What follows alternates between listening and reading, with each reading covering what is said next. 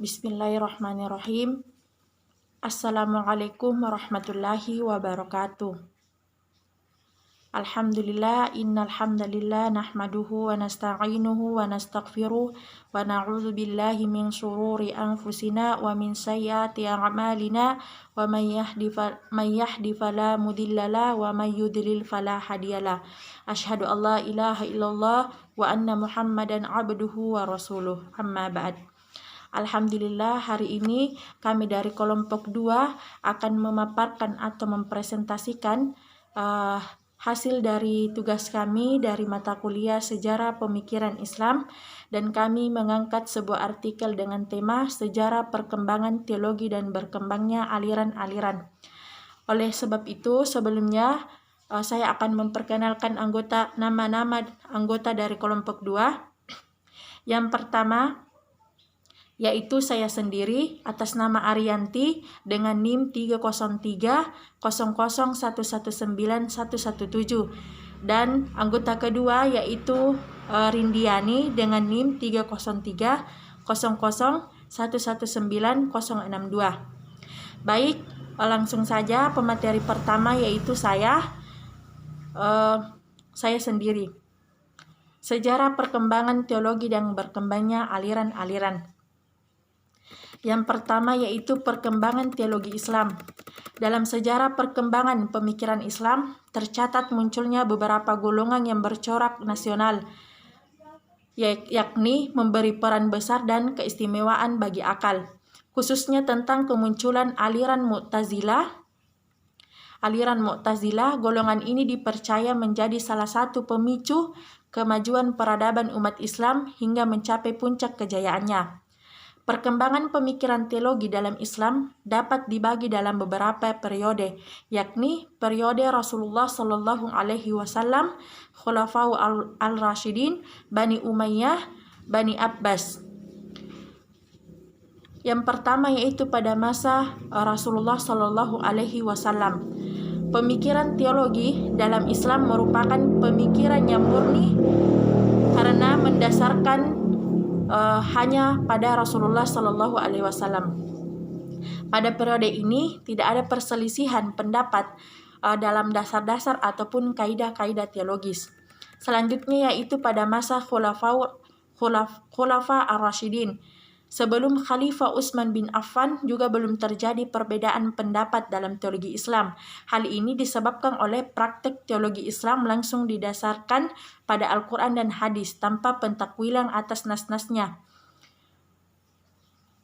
Pada masa Khalifah Utsman terjadi perpecahan politik dalam tubuh umat Islam sehingga berdampak pada penafsiran Al-Quran dan hadis menurut selera masing-masing golongan.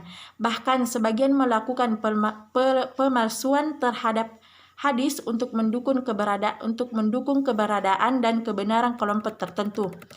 Kemudian selanjutnya yaitu pada masa Bani Umayyah. Pada masa Bani Umayyah ini, perluasan wilayah Islam membawa konsekuensi penyerapan tradisi-tradisi non-Islam dalam budaya dan peradaban Islam. Berbagai aliran yang muncul pada masa akhir Khulafa ar-Rashidin semakin memuncak. Selanjutnya yaitu sejarah pertumbuhan dan perkembangan aliran-aliran dalam Islam. Awal mula timbulnya aliran-aliran dalam Islam adalah karena masalah politik yang terus meningkat menjadi persoalan teologi. Hal ini sebenarnya sudah terjadi pada saat wafatnya Nabi Muhammad Sallallahu Alaihi Wasallam, yaitu mengenai permasalahan siapakah yang nantinya pantas menjadi pengganti beliau, dan masalah ini mencapai puncaknya pada masa pemerintahan Khalifah Ali bin Abi Thalib, tepatnya pada saat Perang Siffin. Perang Siffin adalah peperangan antara Khalifah Ali dan Muawiyah, gubernur provinsi Syam atau Syria. Terjadi pada bulan Safar tahun 37 Hijriah atau 658 Masehi. Sebenarnya kemenangan sudah ada pada pihak Khalifah Ali, akan tetapi dengan kelicikan dan taktik perpolitikan para tokoh Muawiyah, terutama Amir Ibnu Al-As, maka disepakati untuk diadakannya proses arbitrasi guna menyelesaikan masalah peperangan ini. Sebagai pengantara diangkat 2 orang, Amir ibnu al-As dari pihak Muawiyah, dan Abu Musa al-Ash'ari dari pihak Ali. Dalam pertemuan mereka, kelicikan Amir mengalahkan perasaan takwa Abu Musa. Sejarah mengatakan antara keduanya terjadi permupakatan untuk menjatuhkan kedua pemuda yang bertentangan, Ali dan Muawiyah.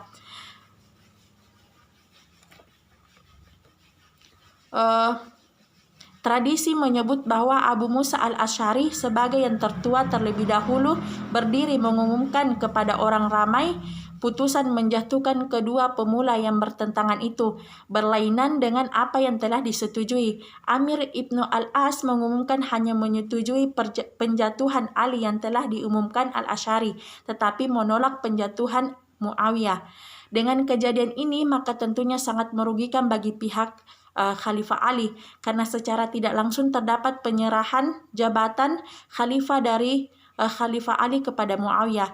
Hal ini memicu protes yang sangat keras dari sebagian barisan Ali sendiri mengenai diadakannya proses arbitrasi tersebut.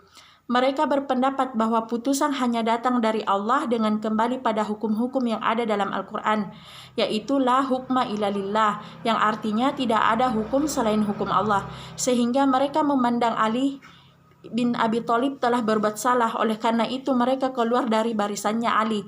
Dan golongan inilah yang nantinya disebut dengan Al-Khawarij, atau yang dimaksud dengan orang-orang yang keluar atau memisahkan diri.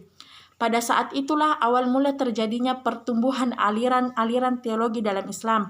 Golongan Khawarij tidak hanya memandang Ali, Muawiyah, Amir bin al-As, Abu Musa al-Asy'ari telah berbuat salah saja, tetapi mereka telah mengatakan bahwa mereka itu sudah kafir. Karena Al-Quran mengatakan, Barang siapa yang tidak memutuskan menurut apa yang diturunkan Allah, maka mereka itu adalah orang-orang kafir. Akan tetapi pada perkembangannya mereka tidak hanya mengkafirkan orang yang tidak menentukan hukum dengan Al-Quran saja, tetapi orang yang berbuat dosa besar atau murtakib al-kabair juga dipandang telah kafir. Persoalan orang yang berbuat dosa inilah kemudian yang memicu tumbuhnya aliran-aliran teologi lain. Pertama, aliran Khawarij yang mengatakan bahwa orang berdosa besar adalah kafir. Kedua, aliran Murji'ah yang menegaskan bahwa orang yang berbuat dosa besar tetap masih mukmin dan bukan kafir. Adapun soal dosa yang telah dilakukan terserah kepada Allah Subhanahu wa taala untuk mengampuni atau tidak. Kemudian yang ketiga yaitu aliran Mu'tazilah yang berpendapat bahwa orang yang berbuat dosa besar itu bukanlah kafir tetapi bukan pula mukmin. Al-manzila bain al-manzilitain. Keempat, aliran Qadariyah yang berpanutan bahwa manusia itu mempunyai kemerdekaan dalam kehendak dan perbuatannya. Kemudian kelima, aliran Jabariyah beriktikad sebaliknya dari aliran Qadariyah, yaitu manusia tidak mempunyai kemerdekaan dalam kehendak dan perbuatannya. Selanjutnya yaitu macam-macam aliran, dan akan dijelaskan oleh Saudari Rindiani. Kepadanya dipersilahkan. Bismillahirrahmanirrahim.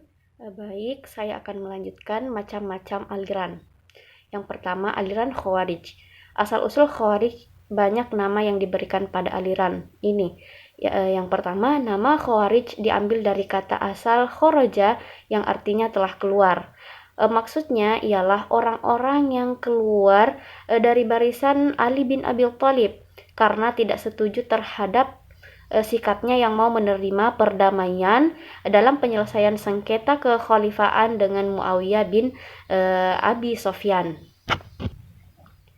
Yang kedua, dinamakan Khawarij, mereka keluar dari rumah-rumah mereka dengan maksud berjihad di jalan Allah. Yang ketiga, dinamakan Syura karena mereka menganggap bahwasanya diri mereka telah dijual kepada Allah. Maksudnya menjual diri mereka itu untuk menegakkan agama Allah. Yang keempat, dinamakan Haruriyah karena mereka pergi berlindung ke suatu kota kecil dari Kufah yang bernama Harura. Yang kelima, dinamakan Muhakkimah karena mereka dalam perjuangannya selalu menggunakan simbol la hukma illa lillah. Adapun paham dan pokok ajaran Khawarij adalah merupakan pecahan dari pengikut Ali bin Abi Thalib yang mulai timbul dan memisahkan diri setelah terjadi perang Siffin.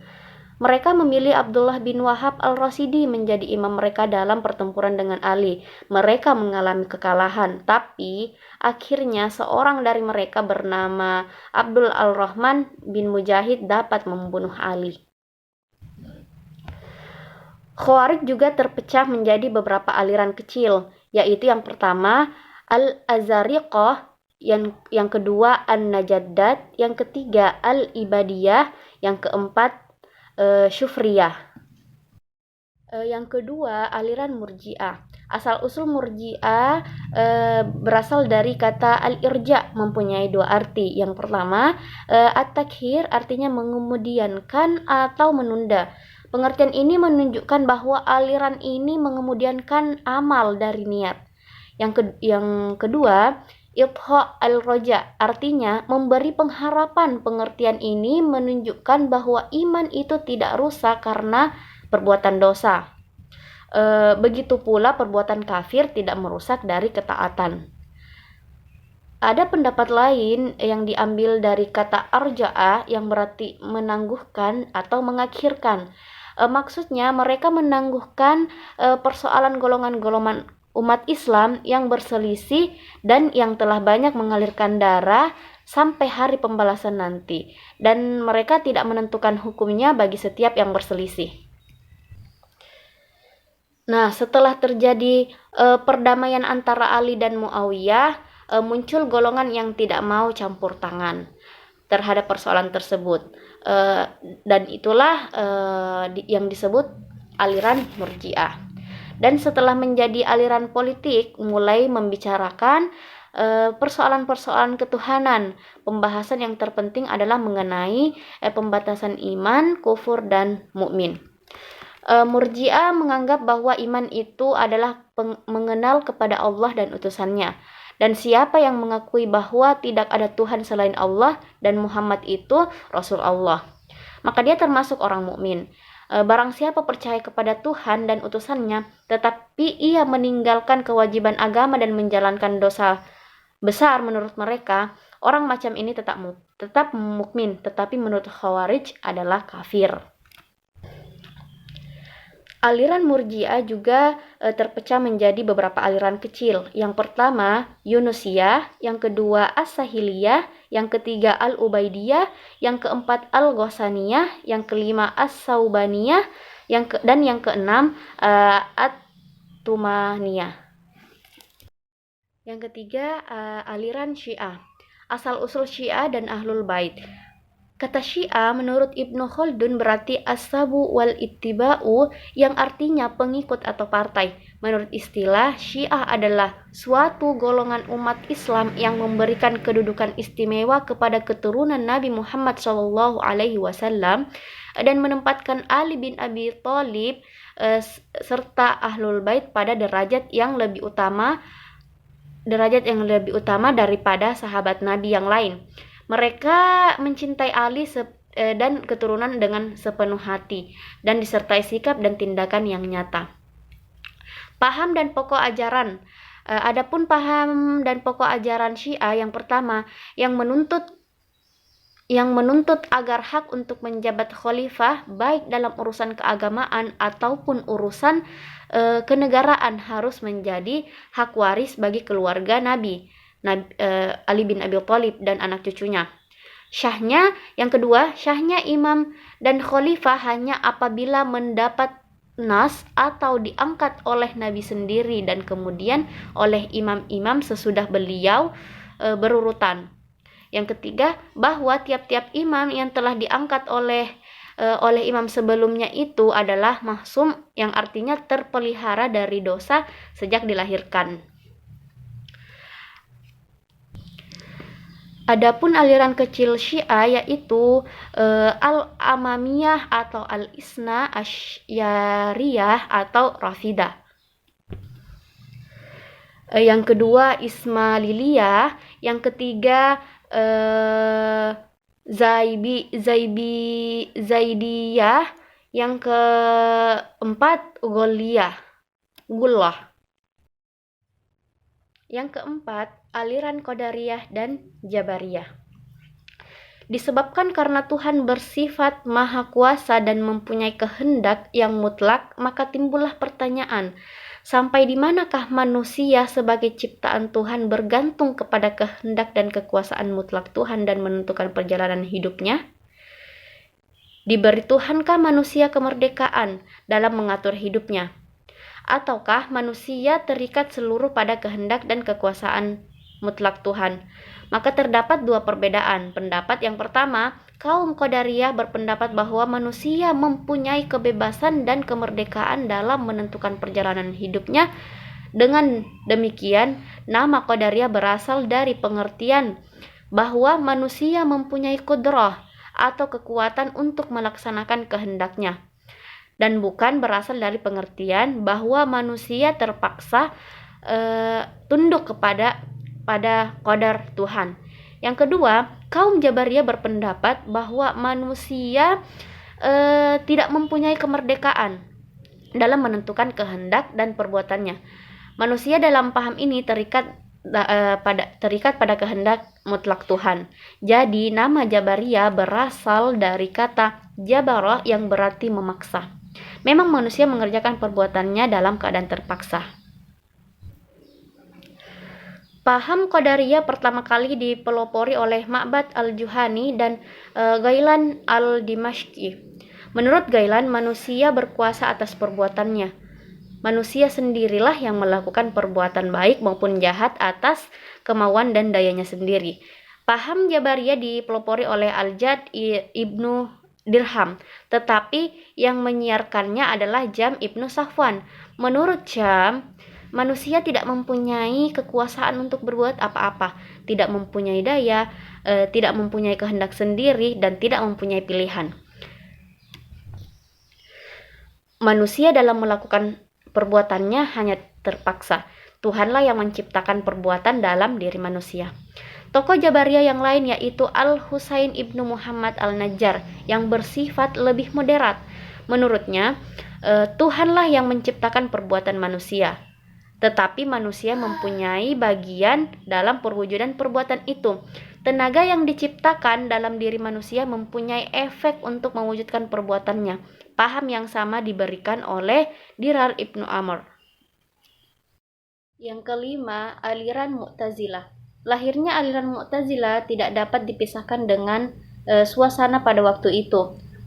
Faktor-faktor pendorongnya yaitu yang pertama, banyaknya orang-orang yang hendak menghancurkan Islam dari segi akidah. Yang kedua, kota Basrah yang merupakan pusat ilmu dan peradaban Islam dan merupakan tempat bertemunya aneka kebudayaan asing. Di samping itu bertemunya bermacam-macam agama.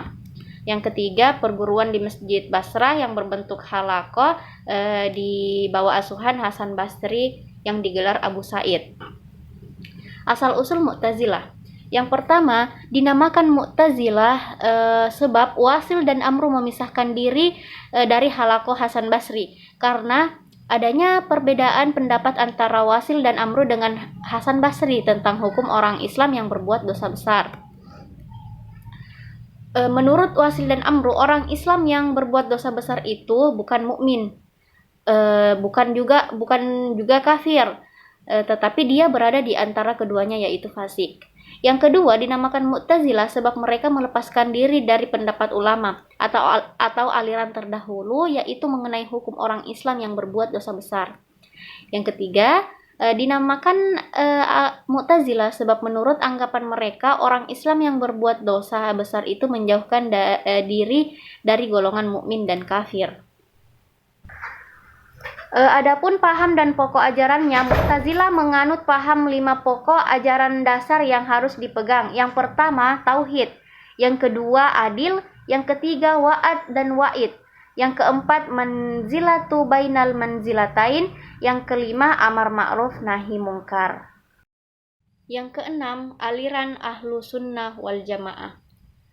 Banyak kalangan yang menentang aliran Mu'tazilah, terutama di kalangan rakyat biasa yang tidak dapat menyelami ajaran-ajaran Mu'tazilah yang bersifat rasional itu. Rakyat biasa dengan pemikiran yang sederhana ingin ajaran yang sederhana pula. Kaum Mu'tazilah dalam sejarah memang merupakan golongan minoritas dan dikenal sebagai golongan yang tidak kuat berpegang pada hadis. Mungkin inilah yang menimbulkan term ahli sunnah dan jamaah, yaitu golongan yang berpegang teguh pada sunnah dan merupakan golongan mayoritas. Yang dimaksud dengan ahli sunnah wal jamaah dalam ilmu kalam adalah aliran Asy'ariyah dan Maturidiyah yang menentang ajaran-ajaran Mu'tazilah. Kita masuk di pembahasan aliran Asy'ariyah. Aliran Asy'ariyah dan karyanya. Asy'ariyah pernah menjadi pengikut setia aliran Mu'tazilah selama 40 tahun, tetapi akhirnya ia keluar disebabkan karena perbedaan pendapat dengan gurunya Al-Jubbai. Kemudian Al-Asy'ari mendirikan aliran baru yang disebut aliran Asy'ariyah yang dalam perluasan diidentikan dengan sebutan aliran Ahlus Sunnah wal Jamaah. Adapun ajaran-ajaran Al-Asy'ariyah yang pertama tentang wahyu Tuhan yang disebut kalam Allah. Kalam Allah yaitu lafal-lafal yang diturunkan Tuhan melalui malaikat Jibril kemudian disampaikan kepada Nabi Muhammad SAW. Dari kalam yang sifat azali, dialah yang disebutkan itu adalah makhluk ciptaannya yang madlun, bersifat qadim dan azali. Yang kedua, pengakuan adanya sifat-sifat Tuhan menurut Al-Asy'ari. Sifat-sifat Tuhan itu tidak sama dengan zat Tuhan. Keduanya qadim, jadi Tuhan mempunyai zat, sifat, dan perbuatan. Yang ketiga, melihat Tuhan di akhirat. Manusia dapat melihat Tuhan di akhirat karena Tuhan itu maujud. Setiap yang maujud memungkinkan untuk padat dilihat. Yang keempat, dosa besar orang Islam yang melakukan dosa besar tetap mukmin, asi atau fasik. Apabila ia meninggal dunia sebelum bertaubat, maka ia berserah kepada Tuhan atas pelanggarannya itu. Dan yang kelima, imamah atau kepala pemerintahan ditetapkan berdasarkan musyawarah untuk mendapatkan mufakat dengan pemilihan.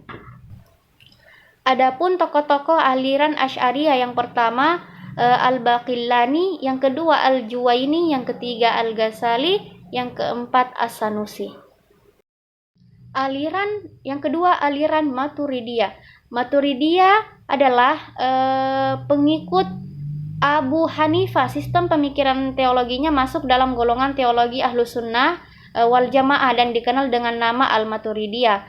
Karyanya adalah kitab At-Ta'wilat Al-Quran atau Ta'wilat As-Sunnah. Yang kedua kitab Al-Jadal. Yang ketiga kitab Maqalat, yang keempat kitab At-Tauhid, dan yang kelima kitab Usul. Ajaran Al-Maturidiyah.